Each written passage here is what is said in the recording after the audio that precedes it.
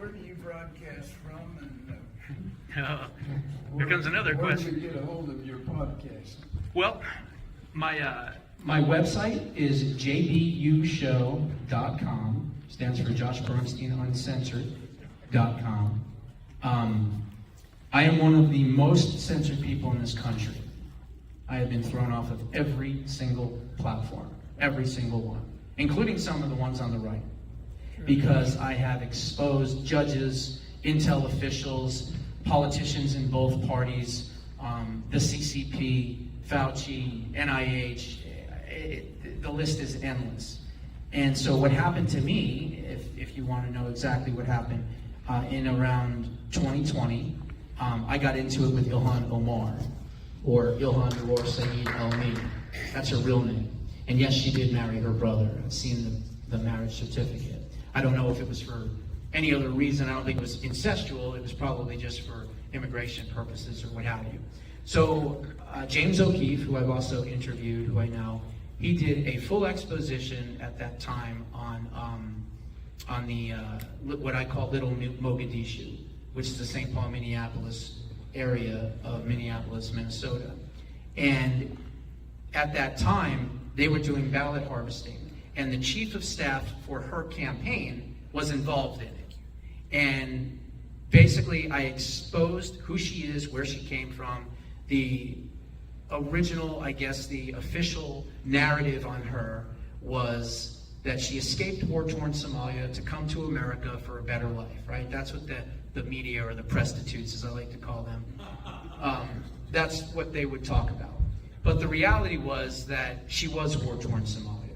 Her father, Muhammad Nuar, was the propaganda minister for the former dictatorship under Saeed Bayar's dictatorship, which was in the process of being overthrown. So if they didn't leave Mogadishu, then they would have been executed, the entire family, because they were part of the regime that was killing people. So they lied on their N-400 immigration forms. Have you ever been close to any regime or totalitarian government? No. And they came here. The father became a cab driver in New York or LA or something like that. And she decided to run for Congress as an infiltrator, because that's what she is. And so in that expose explaining all that, I said she should be arrested, she should be indicted, and if found guilty, she should go to jail, or better yet, executed for treason, which is U.S. Code 182381. And from that, Josh Bernstein calls for the execution of Congresswoman Ilhan Omar, even though I didn't say it exactly like that. And so from that, I was banned within a 48-hour period.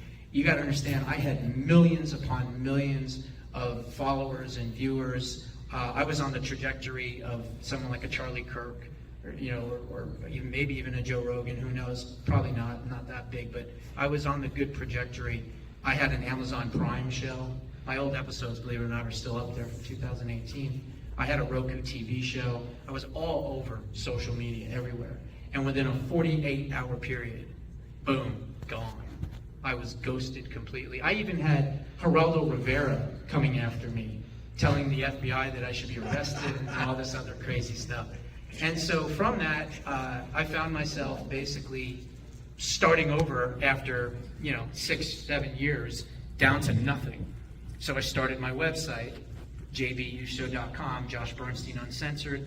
I've got my own servers. I've got 14 levels of security on the website. I have as much security as the country of Finland's government, just on my website. And here's the sad reality, I'll get to you in a sec, is we're in America, the land of the free, home of the brave, freedom of speech, right?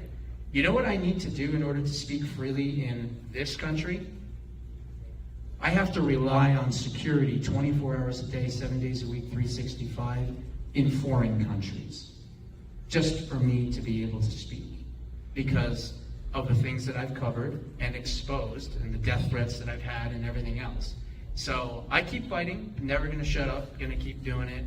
I just was attacked 2 days ago by the CCP on my website. 340 different computers and IP addresses on a blunt force trauma attack.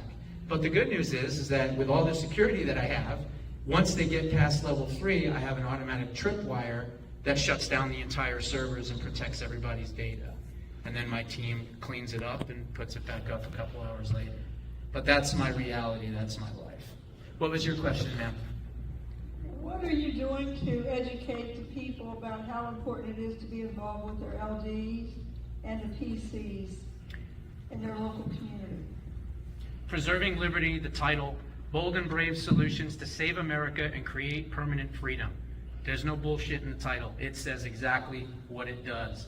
And I talk about the grassroots. I explain that everything that happens starts at the grassroots level. All government is local before it becomes the federal government. That's where the people's voice is in that local PC. Correct. Yes, and we've done a good job in Arizona in proving that. We could do a lot better, obviously. They talk about DOGE, right? The Department of Government Efficiency and all that, and that's wonderful, that's great. How about signing an executive order on day 1 for the Department of Election Integrity? Okay? That's what we need. Forget DOGE, forget cutting spending, forget all that. If we don't have free and fair elections, which is the bedrock of our republic, we don't have anything. And so the last 3 House seats were stolen, I'll say it, no problem. And the last 4 Senate seats were stolen, including ours. No one's going to be here and vote for President Trump and then go, I think I'll vote for that commie Gallego instead of Carrie Lake. Really? That didn't happen. So what they ought to do, and I would go and I would create that. President Trump tried to do that when he won the first time, and they laughed at him. Oh, there's no voter fraud. Don't do it. He listened to the wrong people, and he never did it. And guess what? We saw what happened in 2020. Perhaps if he would have, listened to the right people and actually did it, maybe we wouldn't have been in the situation we were in 2020 and in 2022. So I've been working on trying to reach the Trump administration. I've got some people that are pretty close to the top, if you will. I've been pushing for a Department of Election Integrity. And again, it can be done with an executive order. I mean, you don't have to pass it through Congress. It can be done with an executive order. And then what I would do is I would put, maybe Carrie Lake in it to run it. And I would hire people like Joe Hoft from the Gateway Pundit, one of the brothers who's a forensic auditor. I would bring in so many other people, Allied Services, Russell Ramslin, the guy that did the QR codes, remember? Jovan Pulitzer. And I would pack it with these experts, and I would just tell them, go to town on every single voter roll in this country. Let's clean it up. And that's what we need to do. What's that? Have you written that letter to President Trump? I've told people close to him. I haven't written a letter to him, no. He knows who I am, though, and he's seen my show before. Yes, ma'am. So I remember hearing about Omar's ballot, all of that. I mean, so there is a lot of this information that gets out if you're out there looking for it. Correct. I have been out there looking at it because of this organization opening my eyes to a lot of what's been going on. But you saying what you had said that deplatformed you is the truth. Can we, now that we have Trump in there, actually do that? Because if we do it once with all the data, then we're going to get it cleaned up. Because if we can hang somebody, or they get 4 choices of treason or for ways to die, if we do that with one and we continue, then they're going to leave or not speak out or whatever. We need to do, as cruel as it is, and we're supposed to forgive people, we need to take care of the evil. We do. I agree with you 100%. But we also have to understand that the plenary power of the presidential pardon is such that you can basically pardon anyone for a crime that they haven't even committed yet.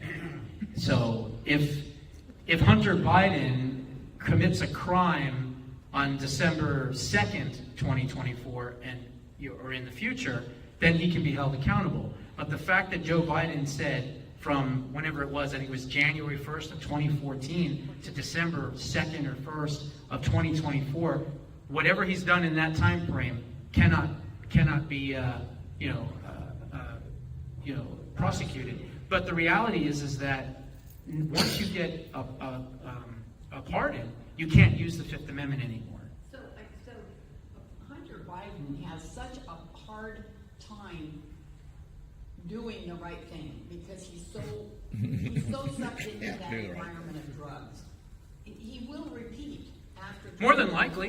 More than He likely. will. We hope he does. Yeah, and so these people that are being pardoned, if they can only be pardoned up to December 24, we just need to pay attention to January 1st because they'll do the same thing.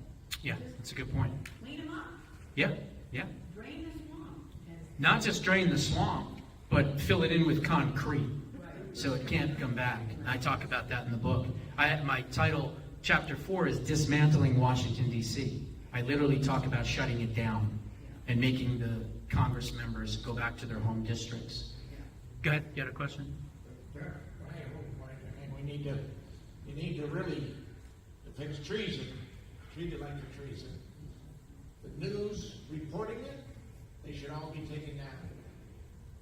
Chapter 10, Truth and Media Act. They should not be able to participate in any type of media for the rest of their life. Be totally shut down morally. If it's a total treason deal, put them on the Capitol Lincoln steps and execute them right there in front of God and everybody. Because if we don't shut this stuff down, Just gonna continue. it's going to continue. Absolutely. Chapter 10 of my book, I talk about, and I've created a Truth and Media Act, is what it's called. And I talk about how we would be able to hold the media accountable. Go ahead. Yeah. It is very interesting. I've received a couple of foreign newspapers. I'm born and raised as a Dane. I became an American citizen about 4 years ago. So I still get my newspapers from Denmark, as well as Germany and Austria. And my son get it from France and from Switzerland. And they are appalled what Biden did. Pretty much, but we haven't heard a whole lot. I've been here a while when I converse with my family back home in Denmark and as well as in Sweden. A lot of the stuff that I say when I go on vacation is going, this happens going, never heard of it, and vice versa. There's a lot of censorship going on, a lot.